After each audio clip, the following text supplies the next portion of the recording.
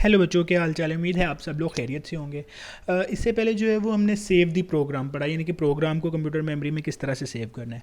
अब नेक्स्ट है हमारे पास लोड दी प्रोग्राम, यानी कि हमने प्रोग्राम जो सेव प्रोग्राम है उसको मेमोरी में मतलब GW बेसिक की मेमोरी में किस तरह से लोड करना है, यानी कि GW बेसिक में किस तरह से उसको लाना है। Loading the program refers to bring it into memory from secondary storage device such as hard disk so that it can be used or saved program can be loaded by using the following procedure।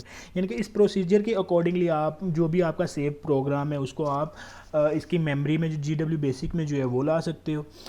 सबसे पहले आपने क्या करना है जी, press करना है F3 button press करना है, या फिर उसके अलावा आपने जो है वो लोड कमांड यूज़ करनी, LOAD लिखेंगे। ये आपका फर्स्ट स्टेप हो जाएगा। इसके बाद सेकंड में आपने क्या करना है जी, type the name of an existing file, यानी कि जो फाइल आपने सेव की हुई है उसका आपने नाम लिखना है इन कोट्स, यानी कि वो डबल कोट्स आ रहे होंगे उसमें जो है वो आपने उसका नाम लिखना है, देन प्रेस एंटर कर देना है। जैसे ही प्रेस एंटर करेंगे वो फाइल जो है वो लोड हो जाएगी। इसके बाद the file is loaded into memory and is ready to list edit और रन, यानी कि जैसे ही वो लोड होगी आप उसको मतलब लिस्ट उसकी एग्जीक्यूट करवा सकते हो, एडिट कर सकते हो और उसको रन वगैरह कर सकते हो। If the file does not exist, अगर तो वो फाइल एग्जिस्ट नहीं कर रही या फिर आपने इनवैलिड पाथ दिया है तो एरर मैसेज जो है वो डिस्प्ले होगा, यानी कि एरर का मैसेज जो है वो डिस्प्ले हो जाएगा। इसके बाद the default extension of GW basic programme is .bas। ये आपने याद रखना है, MCQs में ये पूछा जाता है कि GW बेसिक की एक्सटेंशन जो है वो क्या है। एक्सटेंशन का मतलब ये होता है कि जो भी फाइल सेव होती है वो अपनी एक्सटेंशन के अकॉर्डिंगली यूनिकली आइडेंटिफाई हो रही होती है, यानी कि अगर तो डॉक्यूमेंट फाइल है तो वो .doc के नाम से जो है वो सेव होती है। इसी तरह GW की फाइल जो है .bas से सेव होती है, ये इसकी एक्सटेंशन है। अब क्या है जी, to save the file on a directory you should specify the computer path, the file name, otherwise the file will be saved in the current working directory। अगर तो आपने किसी ख़ास जगह पे या ख़ास फोल्डर में फ़ाइल को सेव करना है तो आपको उसका पूरा पाथ देना होगा, यानी कि वो पूरा एड्रेस देना होगा जी कि D ड्राइव में ये फ़ोल्डर का नाम है, इस फोल्डर के अंदर जो है वो सेव हो जाए, वरना आप करंट डायरेक्टरी में जिसमें काम कर रहे होंगे उसी में वो फाइल जो है वो सेव हो जाएगी। इसके बाद है एग्जीक्यूट द प्रोग्राम। प्रोग्राम को एग्जीक्यूट करने का मतलब कि प्रोग्राम को आपने रन करना है, यानी कि कंप्यूटर मेमोरी में रन करना है, जो भी इंस्ट्रक्शंस है उनको आपने एग्जीक्यूट करवाना है।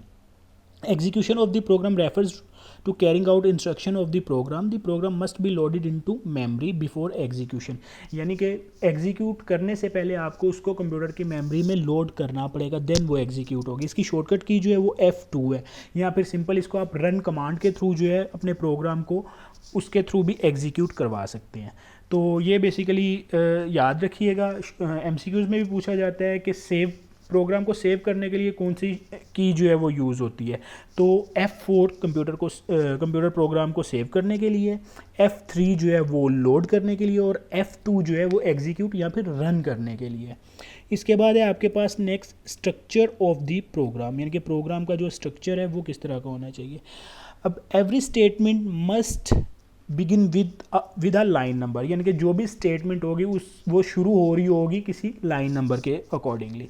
It is a good practice to end every BASIC program with an end statement, यानी कि हर कंप्यूटर प्रोग्राम जो भी आप लिख रहे हैं प्रोग्राम, उसको जब आपने ख़त्म करना है तो आप एंड स्टेटमेंट जो है वो यूज़ करें। ये गुड प्रैक्टिस है, ऑप्शनल है।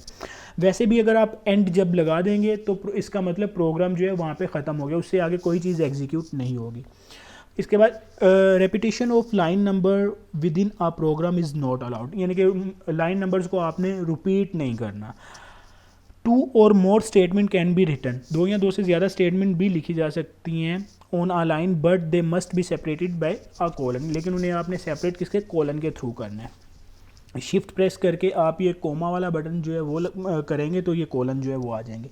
इन basic variable can be used without declaration, यानी कि बेसिक में जो भी आपने वेरिएबल बनाना है या वेरिएबल लिखना है उसको डिक्लेयर करने की ज़रूरत नहीं। डिक्लेयर करने का मतलब कि ये बताने की ज़रूरत नहीं है ये किस टाइप का वेरिएबल है, यानी कि अगर तो नंबर टाइप का है तो आपने उसको ये नहीं बताना कि ये नंबर टाइप का है, यानी कि स्ट्रिंग टाइप का है, या आपने ABC वगैरह करैक्टर को स्टोर करवाना है तो उस वेरिएबल को ये बताने की ज़रूरत नहीं कि ये जो है किस टाइप का वेरिएबल है, वो खुद ब खुद GW बेसिक जो है आपके डाटा के अकॉर्डिंगली उसको वेरिएबल को कंसीडर कर लेते हैं।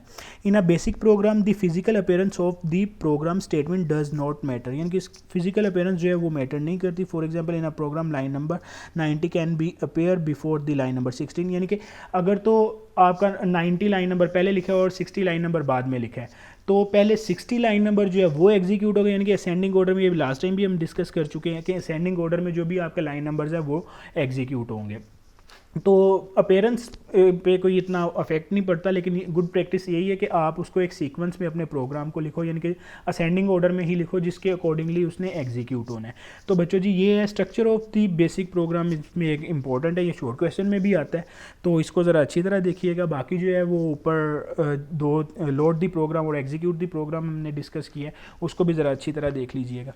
तो ये चीज़ें हैं हमारे पास, तो बाकी जो है वो नेक्स्ट डिस्कस करेंगे। So thank you so much.